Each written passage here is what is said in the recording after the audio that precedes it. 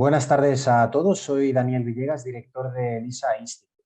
Hoy me acompañan dos miembros clave del equipo de Descifrando la Guerra, uno de los principales medios de comunicación digital dedicado al seguimiento y monitorización y análisis de política internacional. Su especialidad, el análisis de conflictos, análisis de elecciones, movimientos de protesta y otros acontecimientos clave a nivel geopolítico. ¿Quién es Jorge González? Jorge es el subdirector de Descifrando la Guerra y profesor de Relaciones Internacionales en la Universidad Europea del Atlántico. En el ámbito académico es graduado en Ciencia Política y Administración Pública, máster en Teoría Política y Cultura Democrática y máster en Políticas Públicas de Seguridad y Defensa. Desde hace 5 años lleva analizando a las grandes potencias mundiales y monitorizando las dinámicas regionales de Oriente Medio, la disputa por los recursos de África, la guerra de Ucrania, entre otros muchos frentes que tiene Descifrando por el mundo. También nos acompaña hoy, como veis, Alejandro López, coordinador de Descifrando la Guerra, profesor y antropólogo por la Universidad Autónoma de Madrid. Además, Alejandro es analista de política internacional y biólogo. Desde 2020 lleva analizando las dinámicas geopolíticas mundiales desde Descifrando la Guerra, con énfasis en las guerras de Ucrania y Afganistán, temas sobre los que además ha publicado varios libros. Jorge, Alejandro, bienvenidos. Es un placer teneros hoy aquí. Gracias. Buenas tardes, gracias.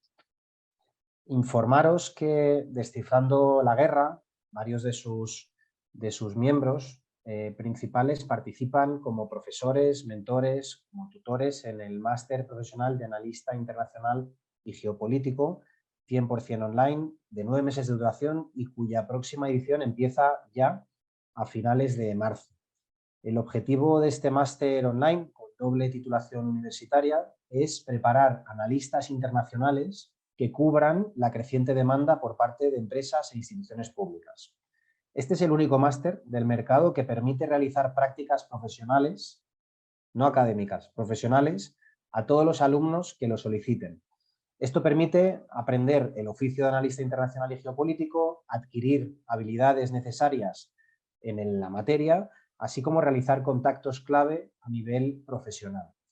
¿Y por qué hay tanta demanda de analistas internacionales? Pues como hablaremos a lo largo de esta masterclass y como saben muy bien en Descifrando la Guerra, cada vez lo internacional gana más peso en cualquier empresa y en cualquier institución. Riesgos geopolíticos, volatilidad económica, crisis de transporte, crisis de suministros, competición por materias primas, inmigración, guerras. Cada vez todas estas variables, estos factores influyen más en nuestra vida y en la evolución, por tanto, de cualquier empresa, institución e incluso país. Como en cualquier programa de LISA Institute, como ya sabéis los habituales, pues todos nuestros profesores y mentores son profesionales en activo en la materia. No solo dan clases, sino que además trabajan de ello y están prácticamente toda la semana haciendo solo esa tarea que enseñan, de modo que enseñan desde la experiencia y todo lo que se aprende es relevante y útil a nivel profesional. Por eso nuestros profesores, como es el caso de los ponentes de hoy, pues trabajan de analistas internacionales, analistas geopolíticos, analistas de seguridad internacional, también tenemos diplomáticos procedentes de organismos internacionales como la Unión Europea, la OTAN, Ministerio de Asuntos Exteriores, Interpol, Europol, Fuerzas Armadas, entre otros actores o instituciones o empresas. Por último, decir que dado que las plazas son limitadas, os recomiendo reservar ya vuestra entrevista de admisión a través de lisainstitute.com o del enlace que están compartiendo mis compañeras a través del chat.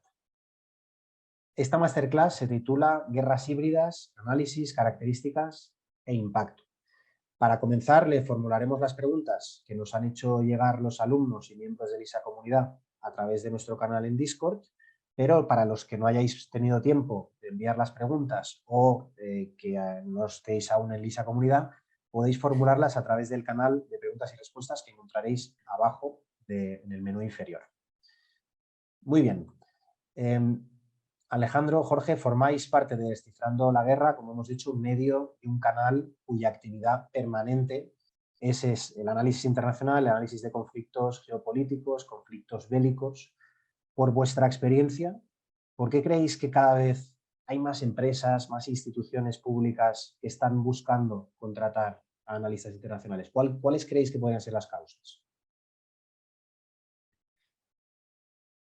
Bueno, pues en general el mundo cada vez es más inestable, como has comentado, y hay una serie de factores de riesgo importantes para analizar previamente a la toma de decisiones tanto de empresas como de grandes instituciones. Y es algo de lo que se van dando cuenta. Es una tendencia que en el mundo anglosajón se lleva viendo mucho más tiempo y que empieza a llegar a otros puntos, en este caso de Occidente, como tener en cuenta el conocimiento local, el conocimiento analítico global sobre la situación en estos países o en los países en los que se quiere realizar algún tipo de inversión o incluso el propio flujo de las dinámicas regionales para bueno, ver un poco el riesgo y las posibilidades, las oportunidades de inversión o cómo reenfocar los intereses estratégicos de esas instituciones. Para eso es clave tener un analista o alguien que conozca realmente cómo funcionan estas dinámicas.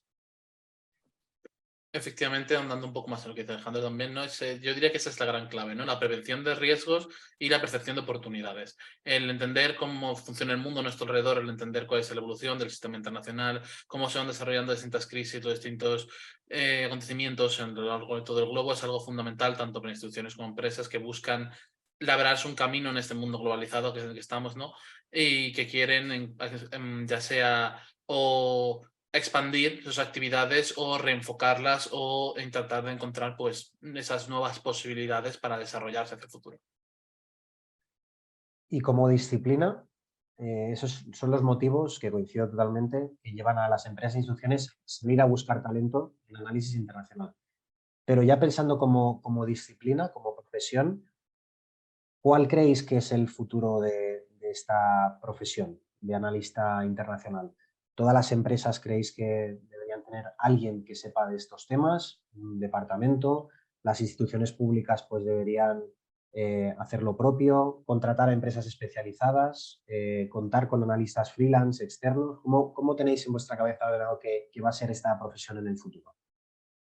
Yo creo que es más que quizá el tener un propio departamento. Depende de la empresa, por supuesto, ¿no? Depende de que, bueno, no es lo mismo una gran empresa con una mediana empresa o una pequeña empresa en ese sentido, ¿no? A pesar de que todas puedan beneficiarse de esto, pienso que sí, las grandes empresas pueden llegar a ser beneficioso para ellos tener un departamento propio que pueda analizar y prever cuáles son los desarrollos en el ámbito internacional que se pueden afectar, pero pienso que para los demás probablemente lo que veamos es un progresivo auge de consultorías especializadas en el ámbito de las relaciones internacionales. Básicamente, unas empresas especializadas que tengan su plantilla, una serie de analistas fijos o freelance, dependiendo, porque al fin y al cabo estamos hablando, nuestro ejemplo más reciente es nuestro propio trabajo, ¿no? Nosotros en el equipo tenemos un montón de gente que está especializada en distintos temas, pero no damos para todo. Y para ello contamos con colaboradores que no son parte del personal fijo de Descifra, que tienen pequeñas especializaciones en temas que ya sea se nos escapan o que complementan a lo que nosotros tenemos. Pienso que ese es el futuro a la hora del ámbito de las relaciones internacionales, ahora en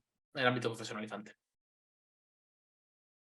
Sí, en efecto, el análisis internacional es una disciplina tan multidisciplinar en sí misma, es una disciplina de estas que a su vez son múltiples disciplinas que es necesario tener personas que tengan una visión global, transversal, holística de esa complejidad que es todo lo internacional y luego especialistas, ¿no? Porque sin esa combinación entre unos y otros o perdemos el foco o la hiperespecialización nos hace perder también el alcance, ¿no? Entonces, esa combinación de poder ser escogida y de poder tener los recursos, al Que final nunca es son fácil. dos factores clave, no es nada fácil, son dos factores clave efectivamente. Algunos alumnos están preguntando cuáles serían los conocimientos, las habilidades que en vuestra opinión se necesitan para poder ejercer como analista internacional.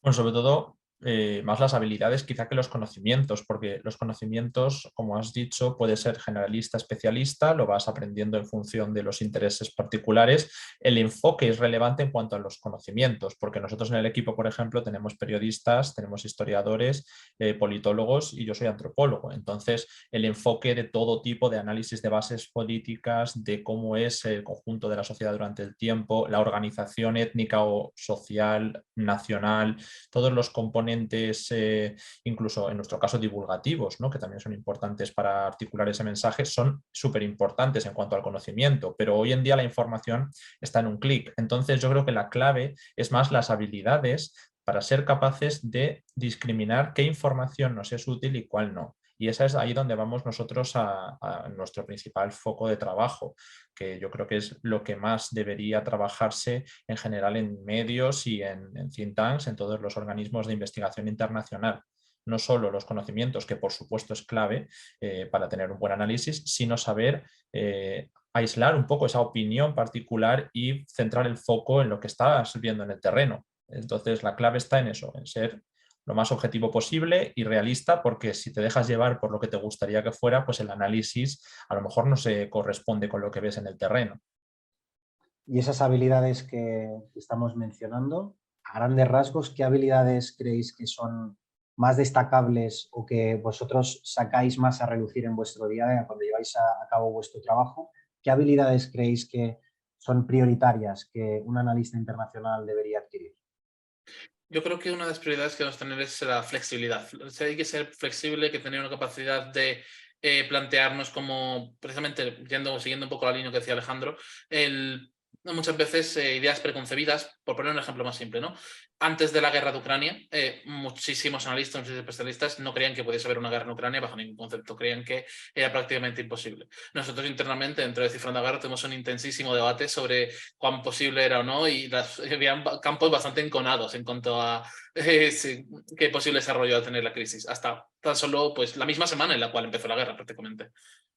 Yo creo que el hecho de tener una mentalidad flexible, una capacidad de apreciar los argumentos de otras partes, de no obcecarse, por así decirlo, las posturas preconcebidas de lo que es posible y lo que no, y en contemplar unas posibilidades, digamos, de amplio desarrollo, es una de probablemente las más importantes habilidades que puede tener una lista de relaciones internacionales. Aunque también debo decir que, en mi opinión personal, otro detalle que siempre es bueno no encerrarse en sí mismo, no encerrarse simplemente en tu hiperespecialización y en tus conocimientos teóricos, ya sea históricos, de economía o de política, del ámbito que sea, sino estar continuamente en un debate permanente con otros compañeros de que trabajan en el sector para permitir así un continuo flujo de la información, que así al fin y al cabo es la información que se mueve la que es verdaderamente útil.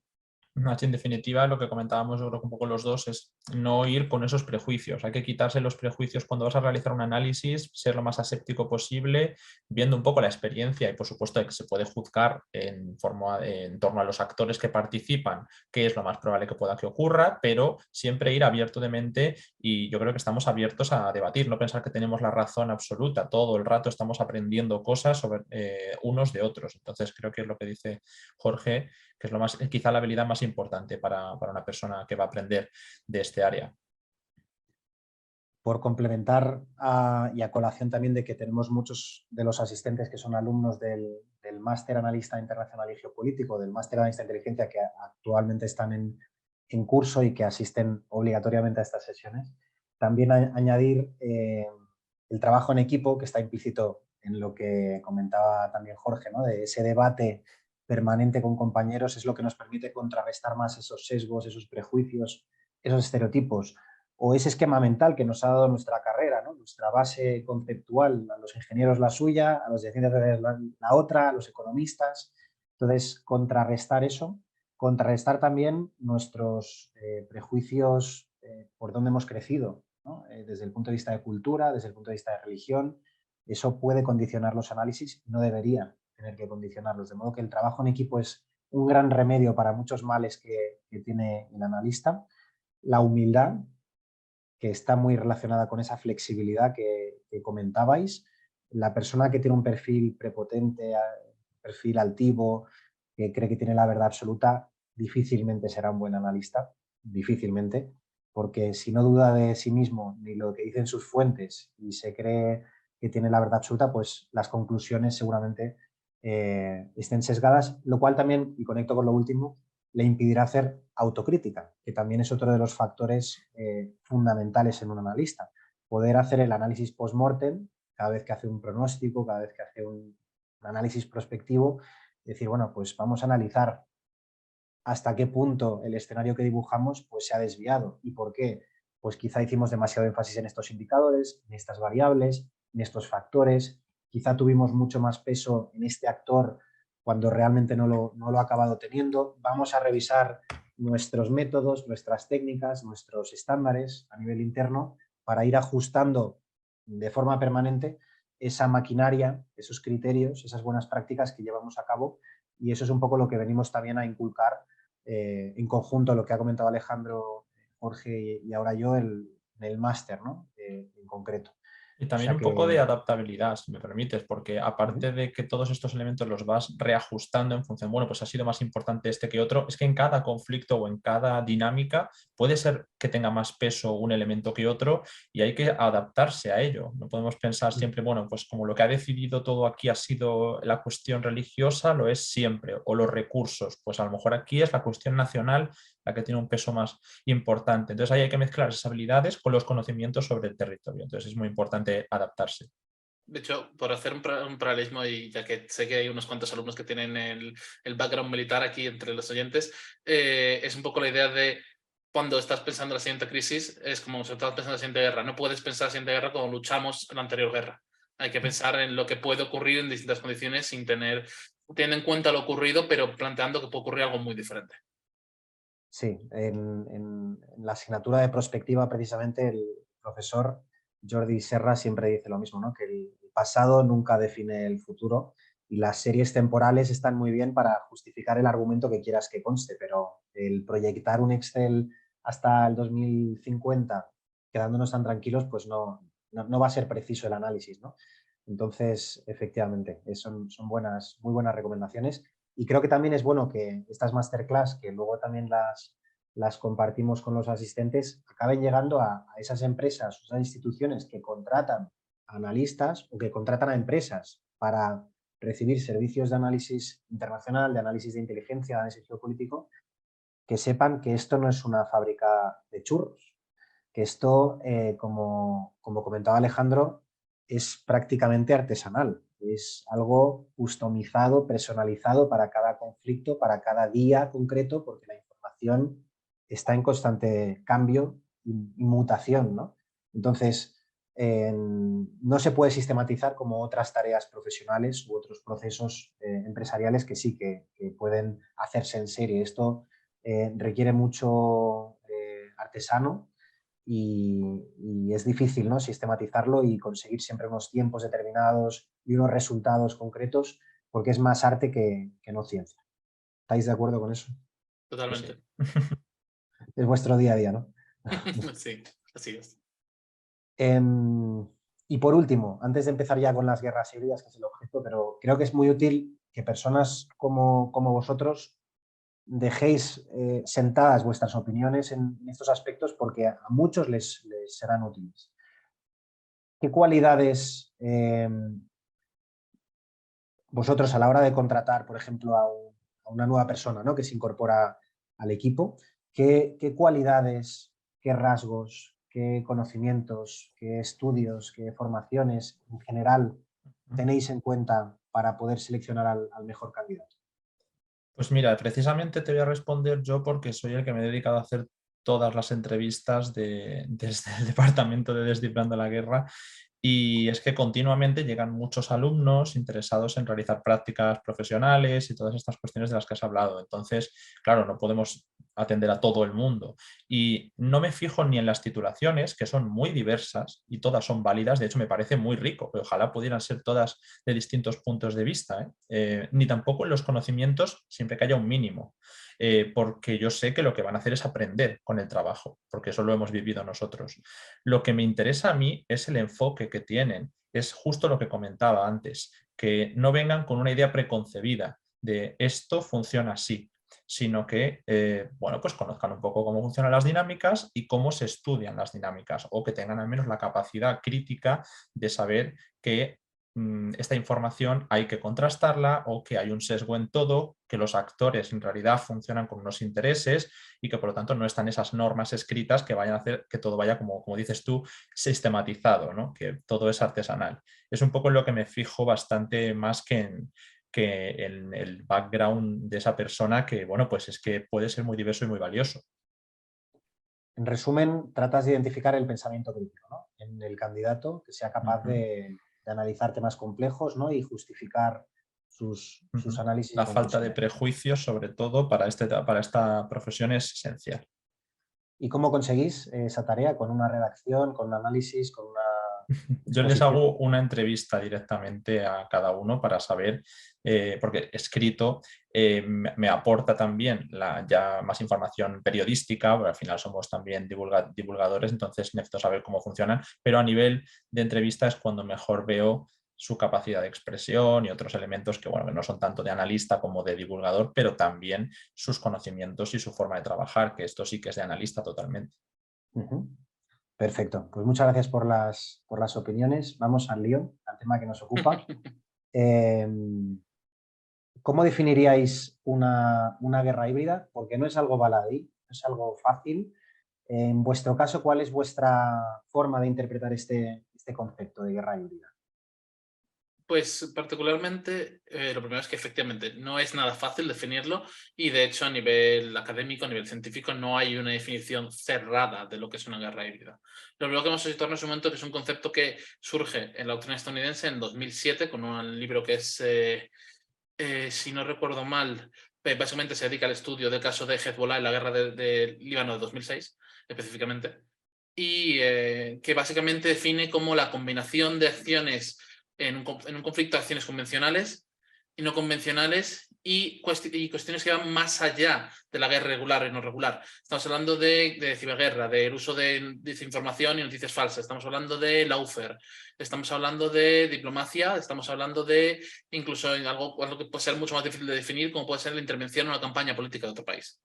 Todas estas cuestiones, todas juntas, digamos que suman lo que podría llegarse a definir como la guerra híbrida, que podríamos tratar de dar el concepto de que es el conjunto de acciones convencionales y no convencionales, regulares y irregulares, que lleva a cabo un actor contra otro con algún objetivo de carácter político.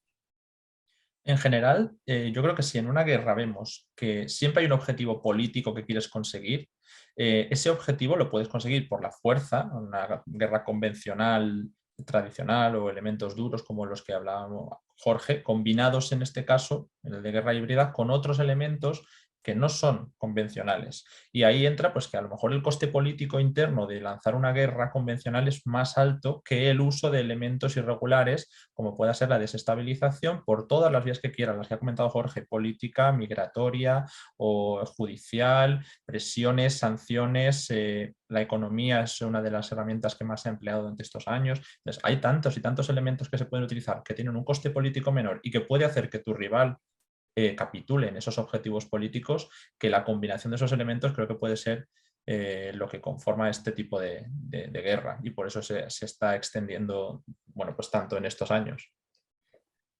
Hablando de la extensión de guerras híbridas, ¿creéis que es un concepto que siempre ha estado latente pero que no le hemos bautizado?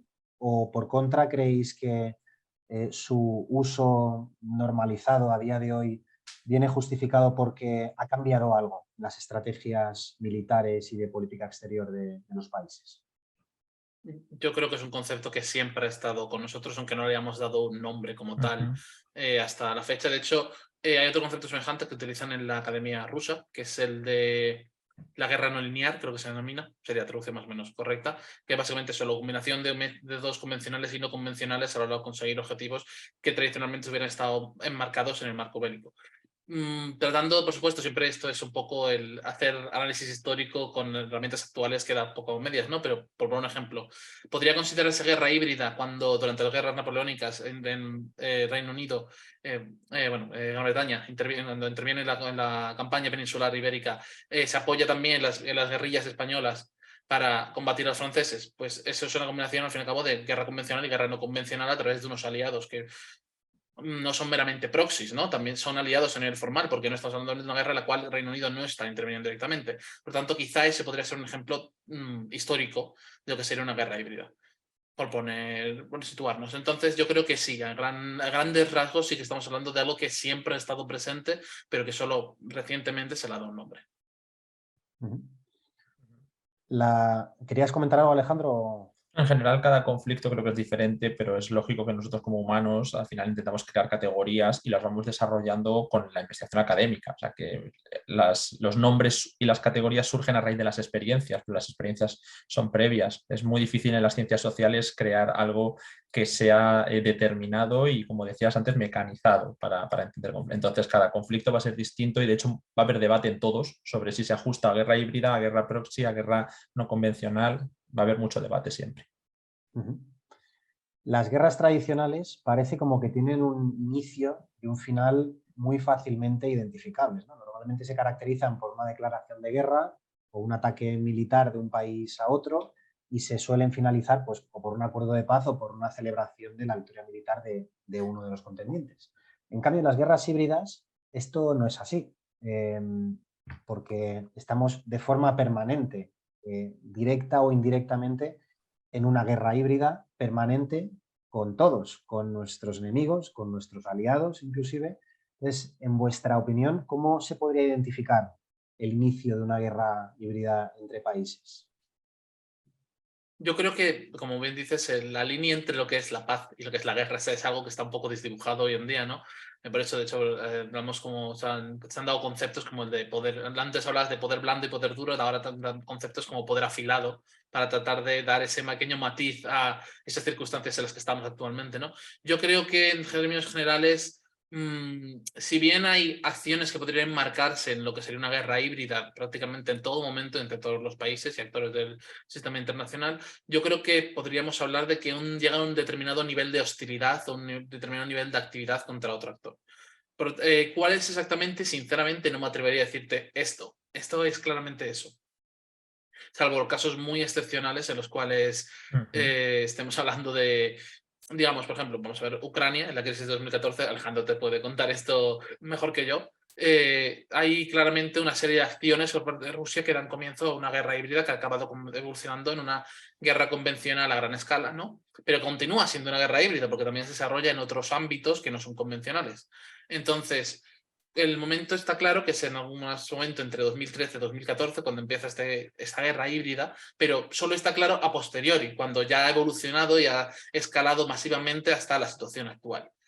Entonces, ¿cuándo se pone exactamente? ¿Empezó aquí? No creo que sea tan sencillo, desde luego, en el momento, como para decir, pues aquí realmente nos ha empezado a declarar una guerra híbrida, no, pero este estado fluido y dinámico de relaciones entre los países.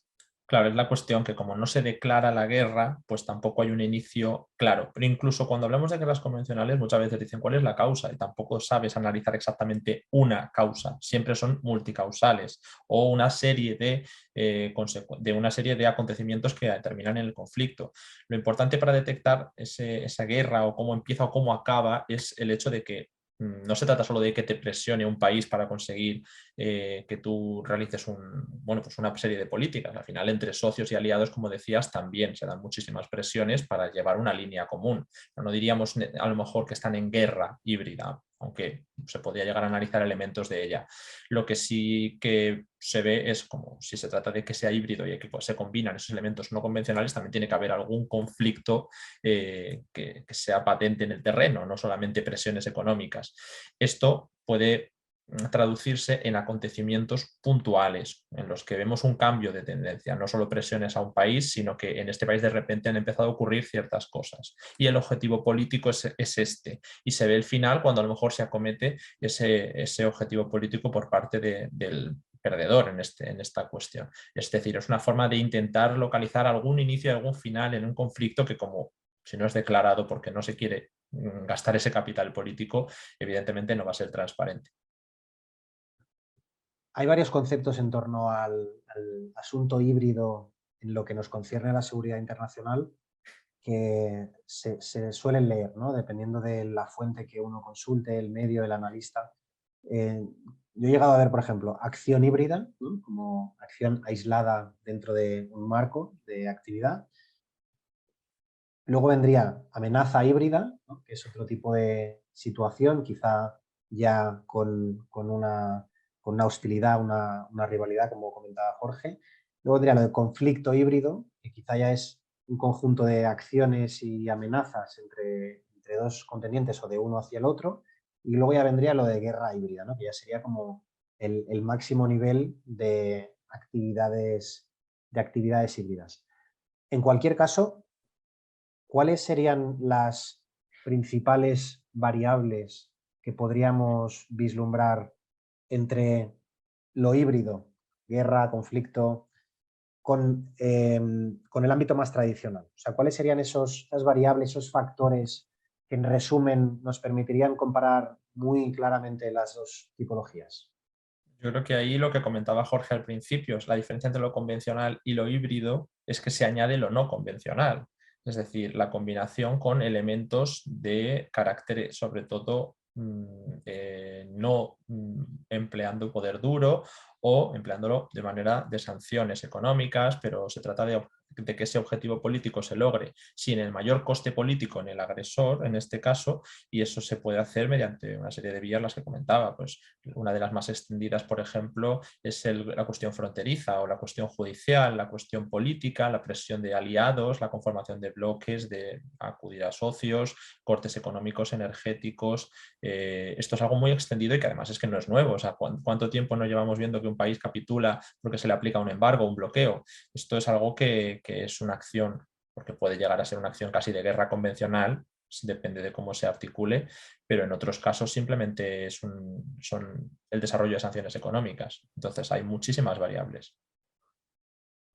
Las guerras tradicionales está claro que son entre enemigos, no cabe ninguna duda, pero las guerras híbridas no solo son entre enemigos, como decíamos antes y como decías ahora, también pueden ser entre bloques de países unidos por la política, bloques unidos por la economía, por la geografía, o incluso es posible que se compita, rivalice y guerree con aliados históricos entre países, en las circunstancias de multipolaridad que estamos en la actualidad. ¿Por qué creéis que esto es así? Ya desde el punto de vista de analizar la gobernanza global actual y el estado actual de las relaciones internacionales, ¿por qué consideráis que estamos viviendo esta multipolaridad tan hostil entre incluso aliados históricos? Bueno, lo que se busca al final es seguir una línea general entre los socios. Para que esa línea no se desvíe, a veces se emplean esas presiones. No es necesariamente para que tus socios capitulen y acaben siendo prácticamente un vasallo, que también se puede llegar a buscar eso, pero suele traer algunos problemas de desestabilización interna.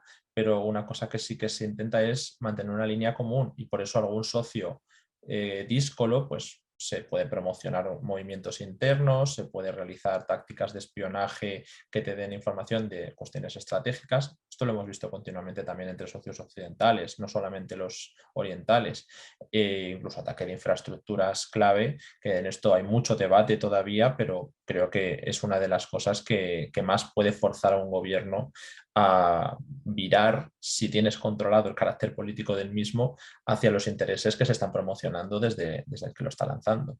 Es un ejemplo, pero hay muchísimos más. Quizá un elemento clave que habría que mencionar es que muchas veces pensamos en un aliado como un aliado en términos absolutos. Somos aliados para absolutamente todo, y eso realmente no es así. Los países, mientras son independientes, mientras son autónomos y soberanos, ¿no?, tienen agendas políticas que, si bien pueden coincidir en muchos elementos, ya no es, hay también otros muchos que son distintos, son claramente díscolos entre sí. Entonces, a veces nos encontramos en situaciones en las cuales, en busca de pues generalmente cuando chocan las prioridades de las agendas nacionales de distintos países que tienen distintos papeles dentro de un bloque de alianzas, esto puede llevar a momentos de tensión, momentos de crisis, momentos de desarrollo de acciones hostiles incluso contra un país que es en principio nuestro aliado.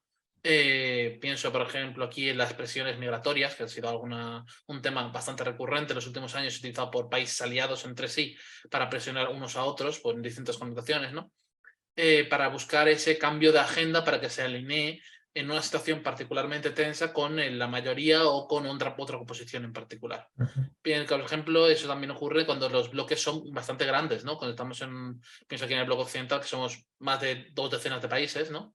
Hay mucho margen para división de opiniones y prioridades, que hace que a veces ocurra que unos países presionen a otros para que adapten a su orden de prioridades, a pesar de que este no sería el que tendrían ellos, por decirlo, naturalmente. Esta creo que es una de las claves, el tema de la soberanía. porque no se trata solo de que un país sea independiente, se trata de que tenga su soberanía en todas las áreas cubiertas. Obviamente, las organizaciones supraestatales o las alianzas de bloque requieren ciertas áreas de soberanía. Entonces, en función de quién las cede, porque no todos las ceden en la misma cantidad, por decirlo de alguna manera, y hacia dónde y sobre todo cuántas competencias se ve lo soberano que es ese país para seguir defendiendo sus intereses. Entonces, ya no se trata solo de aliados, también pueden ser simplemente socios, y si se han cedido muchas áreas de soberanía, pues estamos hablando de que un país independiente puede ser simplemente un satélite o un títere. Ahí los intereses no van a ser los mismos que si se trata de un aliado o un socio. Hay que ver de modo que las presiones se dan en una dirección o en otra en función de la soberanía que tenga ese Estado. Por ponerle nombres de países y así poder entrar ya en algunos ejemplos, pregunta un asistente que de hecho es profesor de LISA, Cristian Serón, pregunta, ¿cuáles son las principales guerras híbridas en la actualidad? ¿Cuáles diríais que son? Pues yo hablaría principalmente de dos, a grandes rasgos. Ucrania, por su evolución, es un ejemplo de guerra híbrida, claro. Hemos tenido todo tipo de elementos convencionales y no convencionales en la última década. Y de hecho, podríamos remontarnos más atrás, pero vamos a intentar limitarnos a la última década en las relaciones entre Rusia y Ucrania, que han marcado el desarrollo de la crisis que ha llegado pues, hasta la guerra convencional actual. Y quizá el segundo gran ejemplo que yo marcaría es el conflicto entre Israel e Irán, que si bien no alcanza el estatus de guerra convencional, al menos a día de hoy, quién sabe lo que puede ocurrir en el futuro, sí que se desarrolla en todo tipo de ámbitos, desde el diplomático hasta las guerras subsidiarias, pasando por incluso ataques limitados, por ejemplo, cuando se realiza Israel contra tropas iraníes o cargamentos de armas iraníes o aliados iraníes en territorio sirio. Y también el ámbito de lo económico o lo diplomático, las presiones que hay por parte del gobierno israelí para que se tomen ciertas acciones o no se tomen, mejor dicho, ¿no? Por ejemplo, las presiones para que no se retomara el acuerdo JCPOA con la administración Trump y previamente para que no se llegase a firmar, ¿no? Este tipo de acciones entran dentro del marco de lo que podemos hablar que hay una guerra híbrida entre estos dos países, entre Israel e Irán. Yo es verdad que siempre hablamos de Israel e Irán, porque lo he hablado muchas veces con Jorge, porque la dinámica de Oriente Medio ha cambiado muchísimo y la gente se ha quedado a veces en el conflicto árabe-israelí, que realmente las dinámicas han cambiado. Ahora mismo se ha pasado por varios puntos del hilo y yo creo que una de las grandes guerras híbridas que ha habido en este periodo ha sido el de Arabia Saudí e Irán, porque se daban enfrentamientos físicamente en varios puntos de la región con una cantidad de elementos no convencionales increíbles y que ahora, ahora todo este periodo también, pero ahora se está intensificando con Israel. Entonces sería Israel-Irán como sucesor de una serie de dinámicas. También hemos visto la de Turquía, Emiratos Árabes, la de, comentaba yo, Arabia Saudí e Irán, que no necesariamente se han enfrentado de manera directa, igual que pasa en algunos otros conflictos proxy, ¿no? Como dice Jorge, que son debates que se abren en cada uno de los conflictos sobre si tiene elementos proxy, elementos híbridos y otros tantos elementos de los que se pueden hablar. Pero yo creo que ahora mismo es verdad que la de Arabia Saudí ha quedado en otro plano por las dinámicas internas de ambos, pero la de Israel está en aumento, incluso en auge. ¿Y alguna guerra híbrida que tenga relación con Estados Unidos? ¿Algún ejemplo?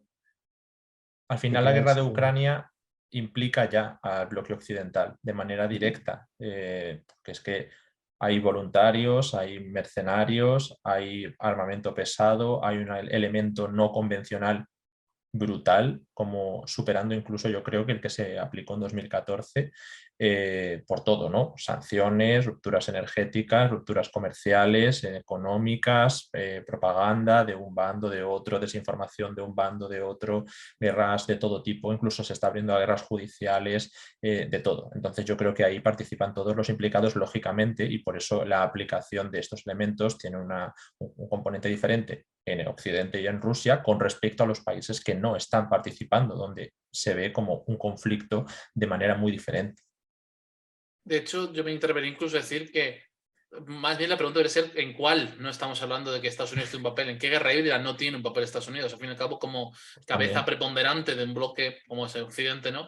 Estados Unidos tiene un papel que aunque no sea digamos, el principal protagonista del todo, que lo es más en Ucrania, lo es quizás menos hoy en día, relativamente en Oriente Medio, sí que tiene papel en todos ellos y por lo tanto podría hablarse de que es partícipe de las mismas. Quizás si tuviese que buscar una excepción o que tiene un sitio donde tiene un papel menos preponderante, y pensando en un tercer ejemplo de guerra híbrida, sería los acontecimientos de los últimos años en la Francáfrica, en los cuales se está desarrollando algo que podríamos hablar de una guerra híbrida entre Rusia y Francia, que se lleva a cabo mediante el uso de mercenarios, de campañas políticas y de apoyo o falta del mismo mediante diplomacia y acciones económicas, por ejemplo, a gobiernos y a golpes de Estado en la región. Y promoción de otros intereses y injerencias políticas, hay de todo también. O sea que ese también es un buen ejemplo de otra que es actual y está en auge.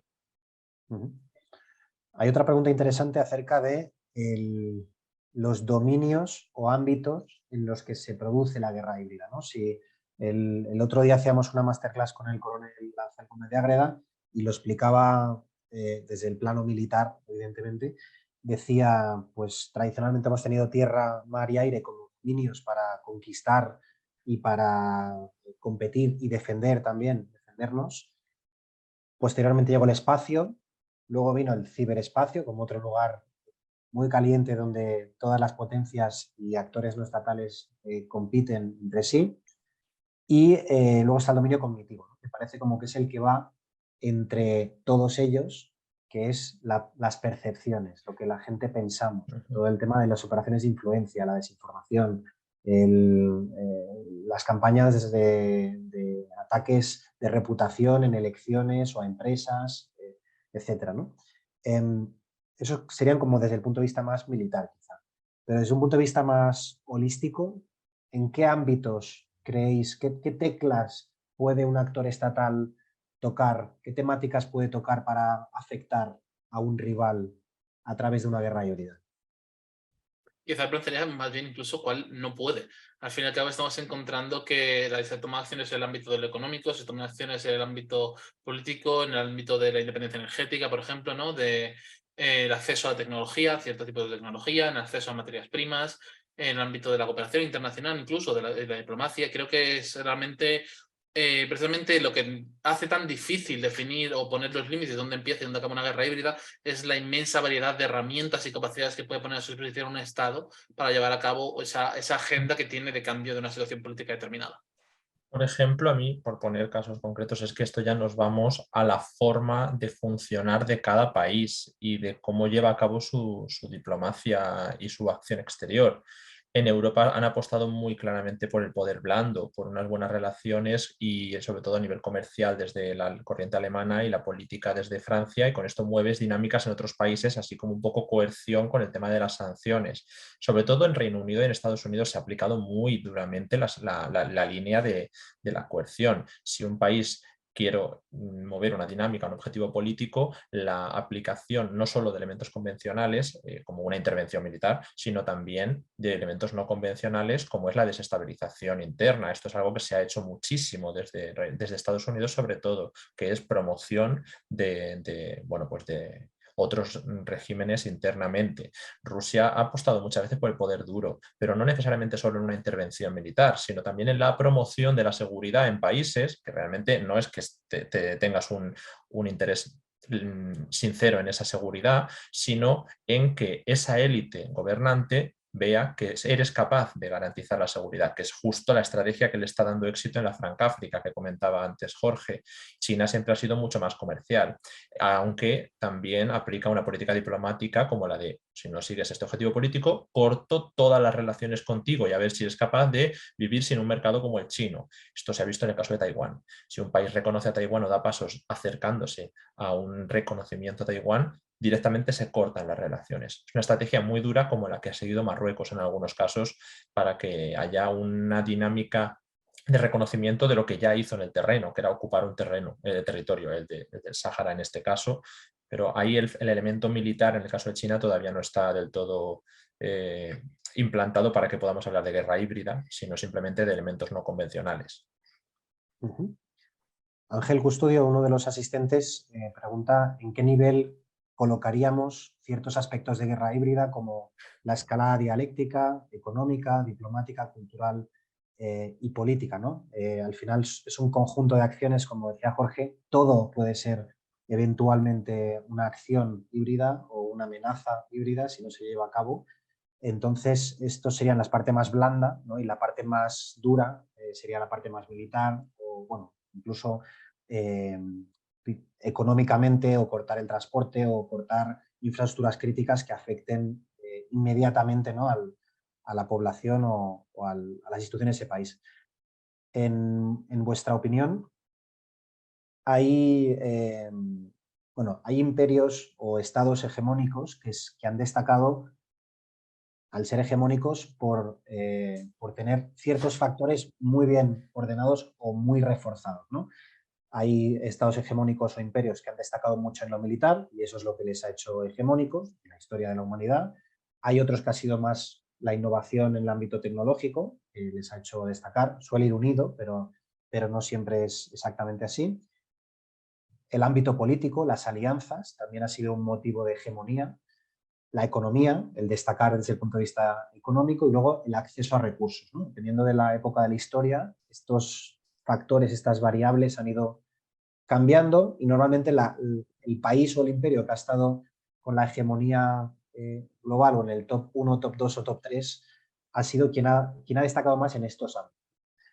En vuestra opinión, en la actualidad, ¿cuáles de estos ámbitos creéis que podría ser más determinante? Si tuvierais que quedaros con uno o con dos para ser potencia hegemónica, ¿con cuál os quedaríais? ¿Militar, tecnología, política, alianzas, economía o recursos? Es que yo creo que por sí solo ninguno da la hegemonía. Por ejemplo, uno de los baluartes de Estados Unidos ha sido el militar y el monetario, pero necesitó de muchos más, el político, todos estos. Otros apuestan por simplemente ser más potencia militar, como decía el caso de Rusia, y otros el económico, como en el caso de China, pero por sí solos no sirven, por eso no están en un mundo hegemónico, sino en uno multipolar. Si uno consiguiera reunir varios o casi todos estos elementos, pues quizá podríamos estar hablando de un dominio unipolar de nuevo, pero esto ahora mismo no se da. También en cuanto a cada conflicto, yo creo que tenemos que recurrir a lo primero que dijimos, que cada conflicto es diferente y que lo que aplicamos a uno como clave, a lo mejor en el otro no. Entonces, bueno, pues por ejemplo en el de la Franca África se está demostrando que la seguridad está siendo absolutamente clave, mientras que en otros países lo político prima o, bueno, tantos y tantos elementos. Yo creo que además es muy difícil separar algunos de estos elementos de otros, ¿no? Especialmente la primacía tecnológica de la primacía militar o económica me parece prácticamente imposible porque quizá en un determinado momento breve, muy breve a nivel histórico, pues un país pueda quedarse atrás a nivel tecnológico en el ámbito económico, no el militar, y aún así tener la primacía en este, pero lo cierto es que poco después, a poco que los demás países se continúen manteniendo esa ventaja tecnológica, esa primacía se va a ver superada, va a haber una alteración que haga que ese país se quede atrás y que por lo tanto pierda esa posición de primacía. Yo creo que no se puede hablar en ningún caso, prácticamente ningún caso, en el cual haya un único elemento que sea, como dice Alejandro, definitorio, sino que tiene que ser una combinación de varios, los que, a pesar de que digamos que destaque particularmente en uno, no, uno por sí solo no es suficiente para el resto. Sí, todas las cartas son necesarias para ganar Sí. esta partida, porque de lo contrario tus competidores, tus rivales aprovecharían esa vulnerabilidad. Queda claro. Hay un asistente anónimo que hace una pregunta interesante y además de actualidad. En el caso de España es muy relevante. Pregunta, ¿la situación actual entre España y Marruecos puede tener connotaciones de conflicto híbrido en cuanto a la explotación de vulnerabilidades de tipo político, diplomático o incluso económico? Yo creo que tiene muchísimos elementos de acción no convencional, pero claro, ¿dónde está el elemento convencional? Es cierto que hay una guerra, está la guerra del Sáhara Occidental, pero las dinámicas como tal no son ahora mismo de una guerra activa, es una ocupación parcial, pero una ocupación. Entonces, ese es el único elemento bélico convencional que puede haber en Marruecos. El resto son todos no convencionales y además Marruecos está haciendo una potencia prácticamente en elementos no convencionales. Hay una cantidad de casos que sí podemos ver cómo se utiliza tanto desde Argelia como desde Marruecos, quizá más entre ellos dos que con España, un choque híbrido o un choque no convencional.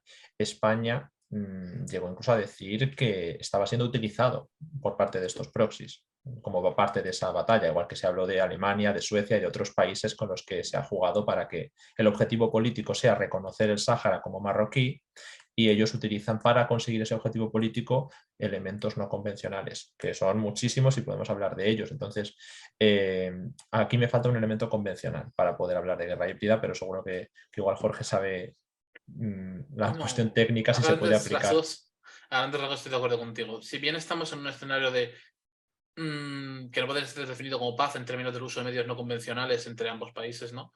Pienso que para el matiz extra de guerra híbrida sí que tendría que haber algún elemento convencional más. Eso Podemos es. hablar de operaciones en la zona gris, podemos hablar de cómo realmente estamos muy cerca de cruzar ese umbral, pero creo que a día de hoy no se puede hablar abiertamente de guerra híbrida. Y Al menos menos por el momento. todavía con las medidas tomadas por España, que al final han cedido en el objetivo político parcialmente. Esto hace que se haya relajado el uso de esa zona gris hasta que vuelva a hacer falta un nuevo objetivo político. Así que ahora mismo, pues la tendencia tuvo su pico en 2020-21, quizá. Es un buen ejemplo para entrar en detalle de los conceptos que hemos tratado recientemente. Fenomenal. Normalmente los analistas estamos acostumbrados a tratar de cuantificar, en muchas veces no se pueden cuantificar, ¿no? Pero estamos obsesionados con la cuantificación porque es lo que nos facilita la comparación o la comunicación al decisor, al que recibe el informe, a la audiencia, en el caso de que sea algo público.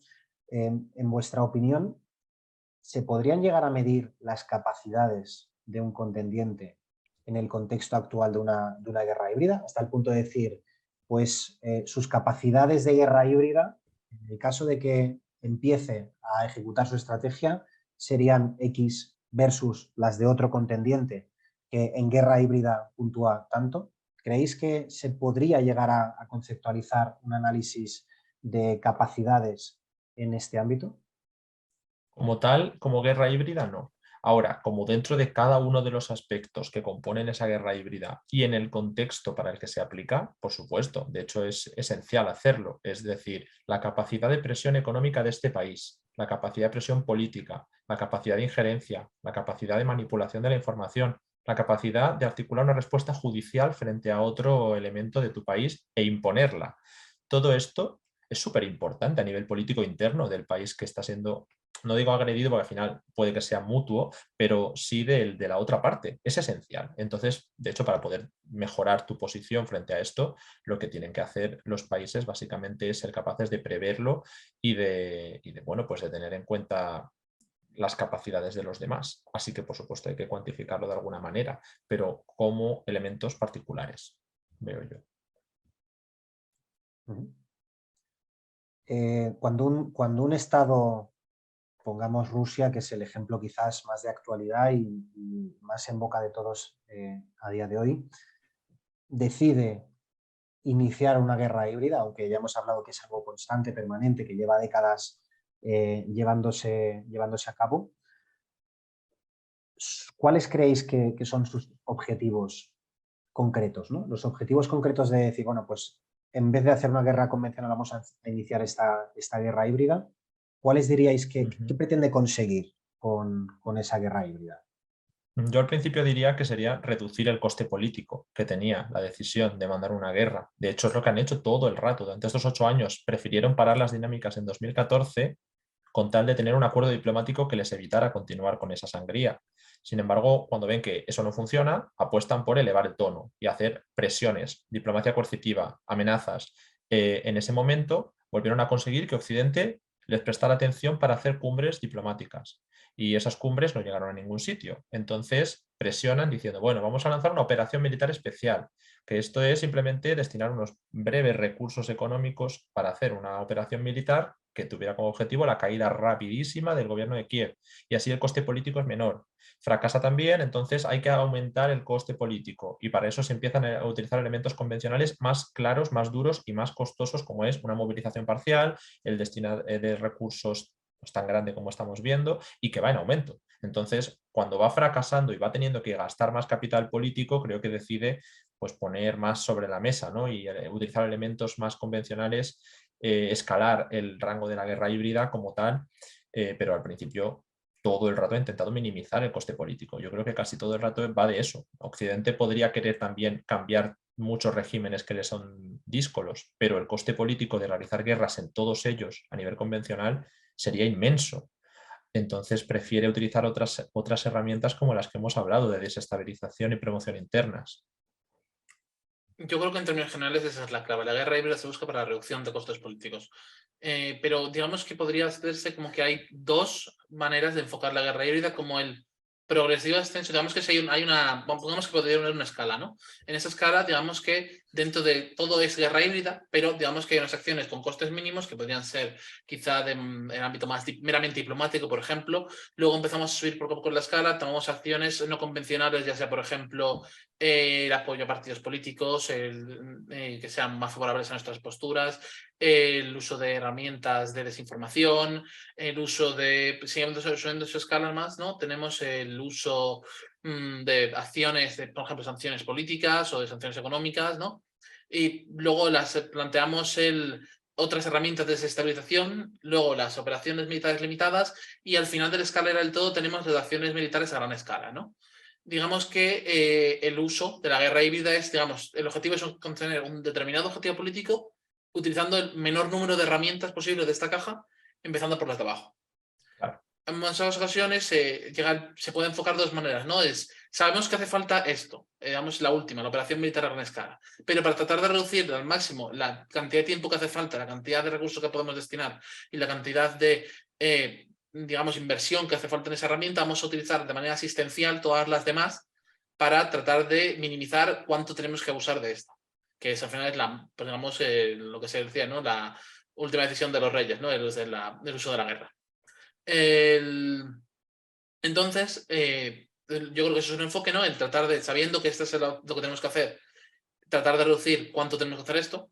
Y luego tenemos la otra perspectiva de vamos a ir incrementando poco a poco, teniendo en cuenta que podemos tener que llegar a esto, pero tratando de evitarlo, tratando de limitar la necesidad de llegar a ello, de usar esas otras herramientas. Entonces, digamos que hay como dos maneras de verlo. De sabiendo desde el principio que la guerra va a ser necesaria, pero tratando de reducir cuánto tenemos que recurrir a ella, y otra es intentando no llegar a la guerra, utilizar todas las herramientas posibles para los objetivos que quizá necesitásemos incluso una guerra para conseguirlos. Hemos hablado de guerras proxies, pero para que la audiencia entienda bien qué es una guerra proxy, ¿cómo definiríais este concepto? Una guerra proxy o guerra subsidiaria, que hemos traducido en castellano, es básicamente una guerra en la cual un país no está directamente implicado en un conflicto, o sea, generalmente es a través de terceros cuando se lee un conflicto entre dos países. Entonces, por ejemplo, es siempre más sencillo hablar en este caso de un ejemplo. Cuando a través de la operación Ciclón se manda armas antiaéreas a los mujahidines afganos para combatir a la Unión Soviética, Estados Unidos está participando a través de un proxy, de un subsidiario, que en este caso son los mujahidines afganos, en un conflicto contra la Unión Soviética.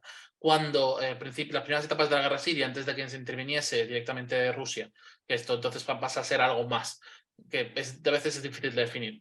Tenemos el apoyo que da Rusia a través de venta de armamento, incluso envío de asesores militares al gobierno de Bashar al-Assad.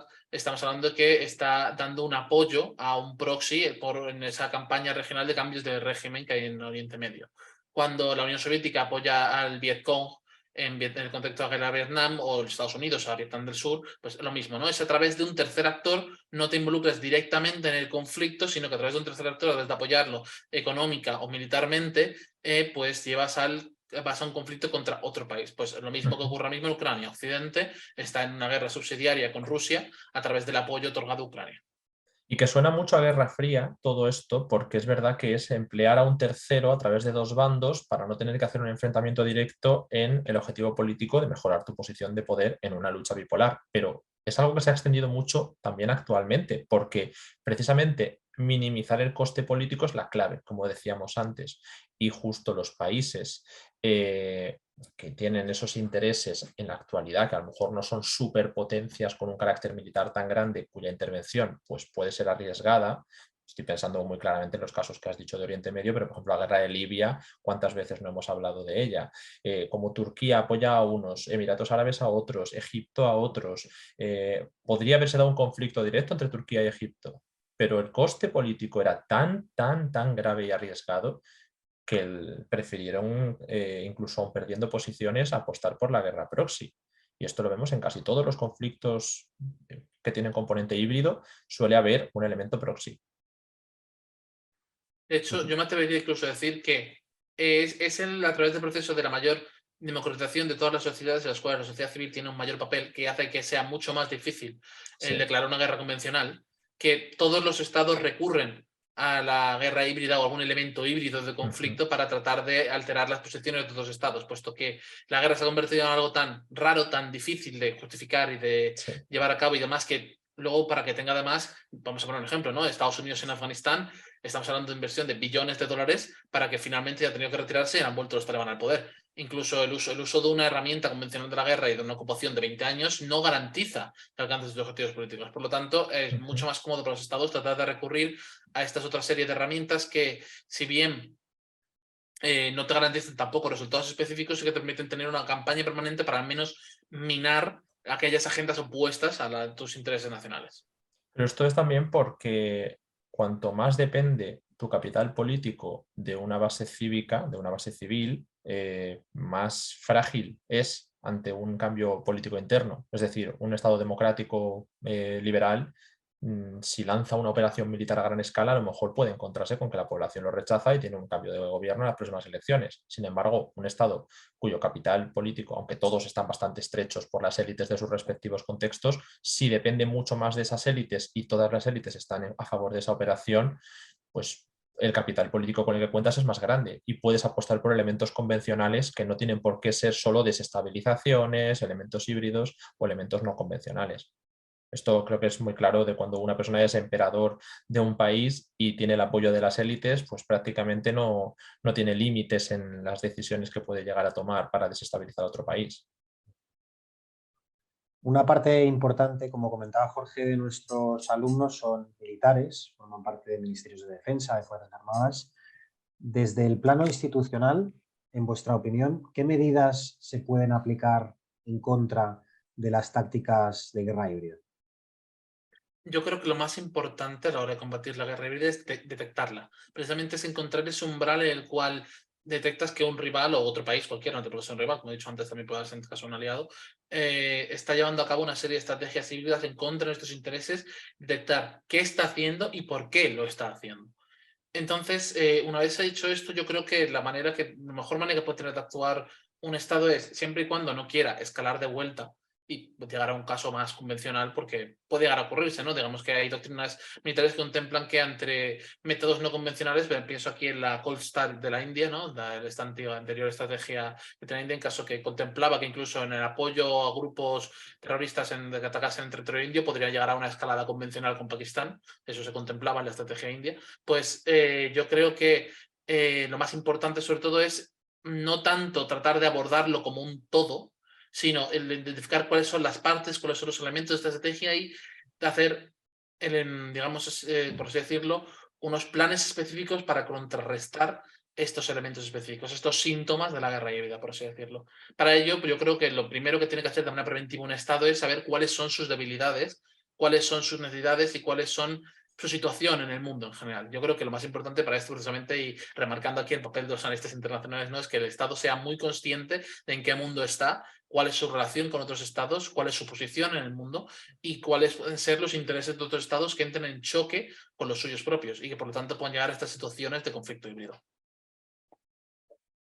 En efecto, hacer uso de la teoría de juegos, ¿no? y ver qué capacidades tengo propias. Una vez detectadas esos ataques o amenazas híbridas, poder hacer uso del repertorio de herramientas, capacidades que tenga cada estado para poder contrarrestarlas, pero siempre de forma específica, no entendiendo la guerra híbrida como un todo, como una guerra convencional, ¿no? Sino con esa complejidad y ese, digamos, detalle que requiere un conflicto más complejo, más multidimensional como el que estamos definiendo. Hay muchas preguntas que están pasando por alto que la guerra híbrida como comentaban muy bien Alejandro y Jorge, requiere de elementos convencionales y no convencionales. Entonces, no hay, en muchas regiones que estáis preguntando, no estarían dando guerras híbridas porque falta esa componente convencional. Estarían dándose otro tipo de conflictos, pero no el que estamos analizando en esta masterclass. Lo digo para que quede meridianamente claro el concepto que estamos definiendo. Vamos a ir acabando. Hay algunas preguntas interesantes. Por ejemplo, atendiendo a los últimos acontecimientos, con Biden en Kiev y Putin dejando el START, ¿cuál sería vuestro análisis actual del conflicto entre Rusia y Ucrania, o entre Rusia y el bloque occidental, que también es otra forma de verlo? Yo personalmente sigo viendo escalada. Es decir, en un conflicto tan grande normalmente se buscan siempre rampas de desescalada, incluso aunque quieras confrontar. Esto se hace prácticamente siempre, porque eres consciente de que el coste que va a tener un enfrentamiento mayor es inmenso. Entonces haces una retórica belicista, pero luego lo que nosotros llamamos rampa de desescalada, intentas solucionarlo por detrás, ¿no? Lo que no se hace público. Aquí no, aquí lo que vemos es que se puso en juego una cuestión política en Ucrania, incluso una cuestión identitaria que no era tan grande, se empezó a convertir en una guerra por prácticamente el espacio postsoviético, por el futuro de Europa, por el futuro de las relaciones con Rusia, se ha acabado convirtiendo en una guerra enorme en la cual, sin haber cambiado las dimensiones del espacio, de hecho se ha ido reduciendo, se ha puesto en juego el futuro de las normas del mundo y el futuro de prácticamente el modelo unipolar o el multipolar. Con todo esto, ahora también están poniendo en juego la carrera armamentística que se pueda abrir y bueno, pues es que cada vez veo una escalada mayor. En algún momento tiene que desescalar si no desemboca en una guerra mundial, pero todo esto lo complica, porque la diplomacia, que es lo que al final siempre termina todos los conflictos, ya sea por colapso o por entrar en un compromiso mutuo, pues todavía no está funcionando. Yo creo que en este juicio, como en diferentes de las guerras, que queda conflicto por lástima para rato, va a ser un conflicto duradero de varios años de duración. Yo personalmente calculo que perfectamente entre 3 y 5 años de duración. Que todavía no hemos llegado a un punto en el cual ninguna de las partes estén dispuestas a sentarse a negociar. Quizá este invierno, el próximo invierno, sea el momento en el cual eso empieza a producirse, pero aún así tardará, será un proceso lento y que quizá en el mejor de los casos no cabe más que en una solución de un alto el fuego que más o menos deje unos hechos consumados sobre el terreno, pero que difícilmente va a dar no veo ningún caso hoy en día en el cual pueda llegarse a un acuerdo de paz. No creo que sea en ningún caso las circunstancias para que llegamos a un acuerdo de paz. Como Aún decía así, también, quizá perdona, sí. la dinámica otra dinámica muy importante para mí es la del equilibrio estratégico y cómo esto está afectando a otras dinámicas más allá del propio conflicto de Ucrania, ¿no? Por ejemplo, la retirada del Tratado START es la última de una serie de pasos que se han dado durante especialmente la última década, aunque también de la década anterior, para el desmantelamiento completo de los sistemas de control de armas entre la antigua Unión Soviética, luego Rusia y Estados Unidos. Estamos hablando de una serie de decisiones que entre la salida del INF, la salida del Open Sky Treaty, la salida actual de la suspensión del START y demás, básicamente han desmantelado la práctica totalidad de los acuerdos que existían para la reducción y limitación de los arsenales nucleares entre las dos grandes potencias de la Guerra Fría y que continúan siendo a día de hoy los dos grandes estados nucleares. Eso Y esto solo deja iba a un panorama muy poco halagüeño. Sí, solo iba a señalar que como decía al principio, en estas ciencias sociales no hay una categoría de coges este camino o coges el otro, sino que se va construyendo sobre la marcha. Y esto nos demuestra que la solución para Ucrania no está escrita. Y lo del invierno que viene es verdad que lo veo como un momento propicio, pero depende mucho de lo que ocurra durante 2023, porque se va haciendo sobre la marcha. Al principio, antes de la guerra, estábamos debatiendo sobre escenarios que se habían dado y que eran posibles, ¿no? A lo mejor para la posible solución política de Ucrania se estaba hablando de un escenario tipo Moldavia o de un escenario tipo Georgia. Occidente podía ser incluso llegar a tolerar un escenario tipo Finlandia o tipo Austria, mientras que Rusia era más favorable, yo creo, de un escenario tipo Bosnia y Herzegovina. Ahora ya estamos prácticamente hablando de un escenario de Corea, que es una cosa que hay mucho debate ahora mismo sobre eso. Y bueno, pues es que no sabemos cómo acabará, pero todo esto se va haciendo sobre la marcha y como ves, los ejemplos y la experiencia son clave para el propio devenir. No hay una categoría cerrada. Has mencionado Tercera Guerra Mundial.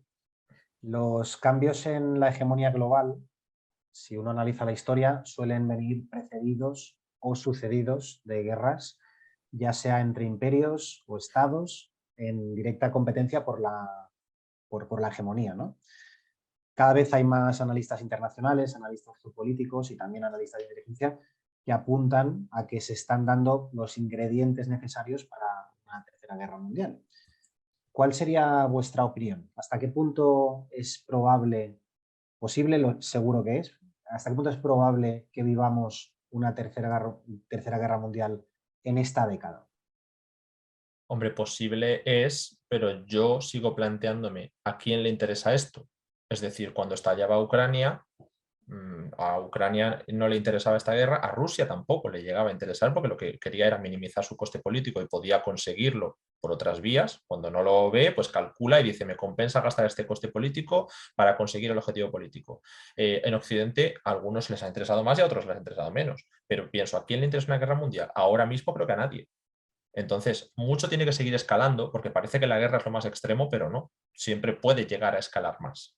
Entonces, si sigue escalando, pues en algún momento tengo que decir, pues igual se ha puesto tanto en juego que o colapsa uno o colapsa el otro y por lo tanto ahí probablemente les interese la guerra mundial. Pero también he de decir, la guerra mundial en los términos actuales, sin que se meta China o el armamento nuclear de alguna manera, está desbalanceada. Así que probablemente iríamos a una guerra de componente nuclear o con otros países. Eso sería algo que obviamente no sabemos, pero que ya digo, no lo veo ahora mismo. Yo pienso que estamos ante un escenario en el cual una evolución directa exclusivamente de la situación ucraniana a una guerra mundial no es posible, pero el escenario que yo personalmente temo es que se produzca una concatenación de crisis del tamaño de Ucrania, por así decirlo, que se enlacen entre sí por las relaciones entre distintos actores y que eso desembocara en una suerte de conflicto global. Digamos que, por así decirlo, la Primera Guerra Mundial se desarrolla en un contexto en el cual las potencias europeas son las dominantes en el mundo en general y que eso lleva a que, aunque hay un teatro principal que es Europa, también se van a cabo acciones en teatros secundarios. La Segunda Guerra Mundial tiene el teatro europeo y el teatro asiático como escenarios principales y luego también llevan a cabo acciones en África y en los océanos y también en Oceanía. Yo pienso que en un hipotético escenario que yo contemplaría aquí sería un escenario principal en Europa, otro escenario principal en Asia y un tercer escenario principal probablemente en Oriente Medio. Si se diera esa circunstancia que acabásemos en un conflicto de carácter regional de estas tres regiones a la vez, en el cual, debido a las relaciones existentes entre distintos actores que podrían verse involucrados en su dicho conflicto, podríamos sacar un escenario en el cual hablásemos de una guerra mundial. Pero a día de hoy, como todavía tenemos solo un elemento y de manera limitada para lo que tendría que ser, porque yo pienso que para que hablásemos de semejante circunstancia, la guerra tendría que salir de Ucrania y trasladarse a otros países, tendría que extenderse a Moldavia, Bielorrusia, Polonia, quién sabe, Sí, ¿no? sí, sí. Entonces, sí que se dé esa circunstancia y que se dé también la situación en la cual estallan conflictos convencionales en otras regiones, no podemos hablar de guerra mundial. Ahora bien, ¿puede estallar una guerra en Taiwán? ¿Puede estallar un conflicto entre Irán e Israel que escala en una guerra convencional? Sí, es una posibilidad real. Si esto ocurre todo a la vez antes de que cierre Ucrania, ¿puede escalar el conflicto en una guerra mundial? Es posible. ¿Probable? No lo creo. Pero posible es. Entenderemos de lo que entendamos a qué nos estamos refiriendo exactamente que podría ser una guerra mundial. Sí, estoy de acuerdo, porque esa es la otra vía de la que hablamos siempre, no que escale un conflicto, sino que se entrelacen. Y es verdad que cuando hay un conflicto abierto es más propicio que otro pueda estallar sin que se involucren, porque no le prestan tanta atención, pero también incrementa el riesgo de que se entrelacen. Y de hecho, uno de los puntos críticos sería una ruptura actualmente entre Israel y Rusia, porque Irán se ha involucrado del lado ruso. Entonces ahí podemos empezar a ver elementos que lleven a un escenario, pero esto desde luego a día de hoy no tiene nada que ver con ese escenario. En estos últimos días, y con esto ya acabamos, se está mencionando mucho el papel que tiene, que querría o que podría tener China en cuanto al conflicto, en cuanto a la guerra en Ucrania. China siempre ha hecho políticamente de puertas afuera como que es neutral y que mira hacia otro lado y que respeta la soberanía para ser consistentes con su doctrina de política exterior, pero sin duda su posicionamiento podría ser determinante para un lado de mayor escalada o incluso para conseguir una desescalada. Tiene en sus manos la posibilidad de influir en uno de los actores, como puede ser en este caso en Putin. En vuestra opinión, ¿cuáles creéis que son los escenarios más posibles y probables de posicionamiento por parte de China en estos próximos meses?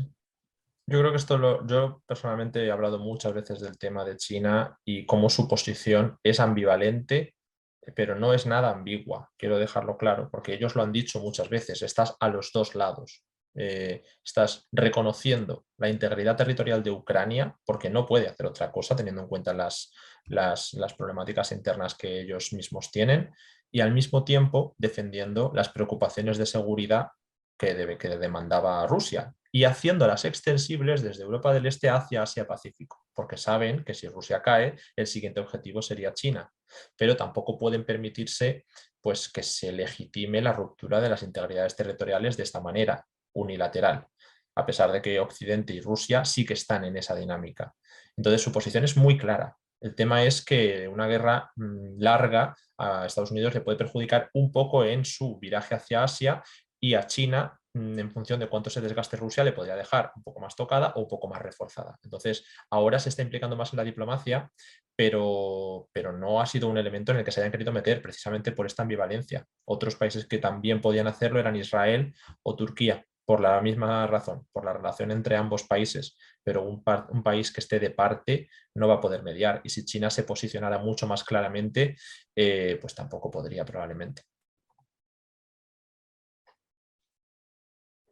¿Alguna valoración, Jorge, para cerrar respecto a China y su posicionamiento o respecto a el papel de India, por ejemplo, que no se suele hablar tanto, pero también tiene mucho que decir en Sí, el conflicto? de hecho, tanto India como China me parece que son los actores externos que digamos que no tiene una posición radical en uno de los dos lados, ¿no? Que eso tiene un papel más importante. Como dice Alejandro, China tiene esta duplicidad, ¿no? De tener que dar una cierta garantía a la integridad territorial de Ucrania y, por otro lado, tener una serie de intereses estratégicos geopolíticos que hacen que se posicione en el lado ruso. La pregunta que yo me hago aquí es, ¿por qué le interesaría la paz ahora a China? ¿Qué paz le interesa a China? ¿En qué condiciones? ¿Y bajo qué preceptos? No creo que la respuesta sea tan fácil y desde luego yo creo que eso es lo que la base que tenemos que encontrar para buscar una con mayor comprensión de cuál puede ser la agenda que tenga China adelante. ¿Quiere China una paz inmediata? ¿Para qué? Quiero decir, ¿cuál es el objetivo que tendría China con este? Sí, porque obviamente vamos a hablar de perspectiva de valores, ¿no? De que siempre es el objetivo más prioritario intentar preservar la paz internacional para minimizar los riesgos, ¿no?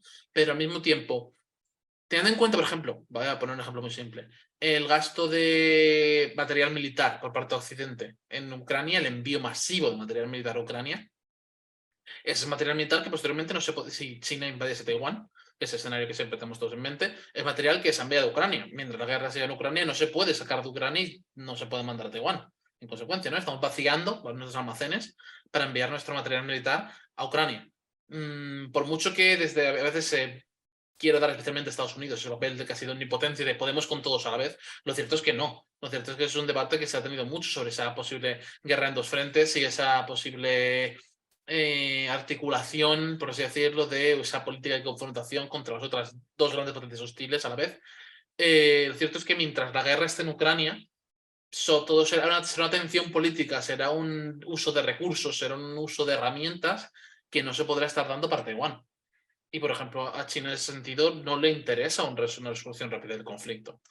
En otro sentido, por ejemplo, que Rusia sea capaz de no perder, puede que no ganar en el objetivo máximo que tuviese al principio del conflicto, pero de no perder y de por haber planteado este desafío frontal a Occidente y al conjunto del orden internacional, el sistema internacional defendido sobre todo por Occidente, da una fuerza retórica, una fuerza anímica incluso a China, ¿no?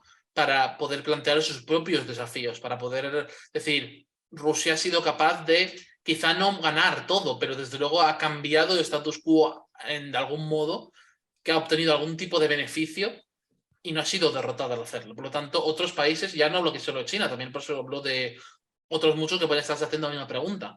Si se es capaz de hacer esta confrontación con Occidente, por de Rusia, y no perder, puede que no ganar, pero tampoco perder.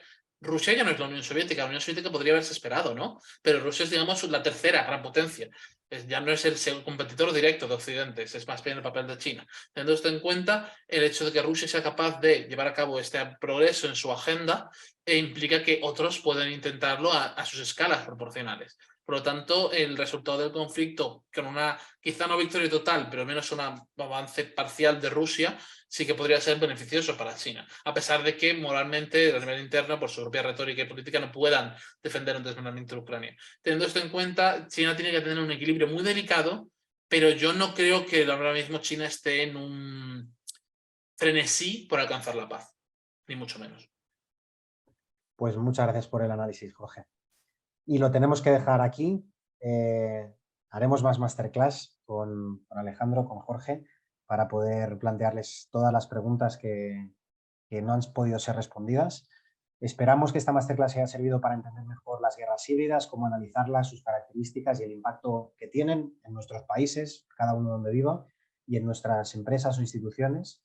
Es fundamental para cualquier analista internacional, analista geopolítico, analista de inteligencia, conocer estos conceptos que vamos desgranando en las masterclass para poder hacer mejor su trabajo y para no dejarse de lado ciertas variables, factores, actores que se comentan y que todos ellos pues, tienen su importancia. Esperamos también que esta masterclass con Jorge y con Alejandro de Descifrando la Guerra os hayan inspirado para especializaros en análisis internacional en estos ámbitos tan apasionantes, tan interesantes que nos unen y que a su vez os permita prestar más atención a lo que ocurre en la actualidad y que cuando veamos noticias, cuando leamos artículos o análisis de terceros, pues tengamos esa visión crítica que busca Alejandro cuando hace entrevistas de selección en el equipo de Descifrando. Aquellos que queráis formaros en análisis de inteligencia o en cualquiera de estas temáticas que hemos comentado hoy, en seguridad internacional, análisis de conflictos, como estamos preparando también con los compañeros de Descifrando, ya sea mediante cursos introductorios avanzados, cursos de nivel experto o incluso los másteres universitarios, no dudéis en acceder a lisaninstitute.com y pedirnos asesoramiento académico y profesional. No es fácil escoger curso entre los más de 50 programas formativos que tenemos. Para escoger correctamente aquel que más os interese o el itinerario más adecuado, nos podéis contactar. Tenemos horario de mañana y tarde, tanto en España como en LATAM, para poder atender las solicitudes, llamaros, hacer reuniones y lo que sea necesario. Estamos para eso y además sin ningún compromiso. Dicho esto, Jorge, Alejandro, en nombre de todo el equipo de LISA Institute y de toda la audiencia, muchísimas gracias por compartir vuestros análisis, vuestras valoraciones. Estoy convencido que será de gran utilidad para todo el mundo que nos está viendo y también para toda la comunidad y la sociedad a la que le pueden llegar estos vídeos. Así que muchísimas gracias. Muchas gracias a vosotros por invitarnos y darnos la oportunidad de llevar a cabo esta masterclass. Un placer, sí. Muchas gracias. Y a los demás nos vemos la semana que viene para la próxima masterclass en materia de técnicas y métodos de análisis de inteligencia con Hugo Zunzarren. Y sin más lo dejamos aquí. Os deseamos a todos un feliz día, cuidaos mucho y hasta pronto.